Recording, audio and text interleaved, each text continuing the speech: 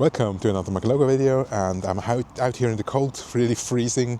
Been flying with my mates, with Sam and with Rock, and I've been testing the O4 Pro in my TANQ-S frame. And luckily I still have this frame because LetsflyRC was one of the first guys, I guess, to adjust, or to be able to adjust his frame quickly to O4 because it's large enough, so I was able to fit it in. By the way, the prop that is missing, yeah, I crashed.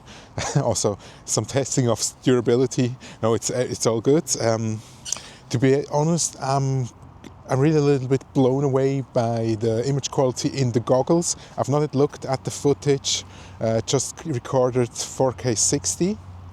And yeah, let's see how that will look. But otherwise, feels good. Really, it's really a crisp picture all over. You know, the full screen, and currently certainly the best that you can get for FPV.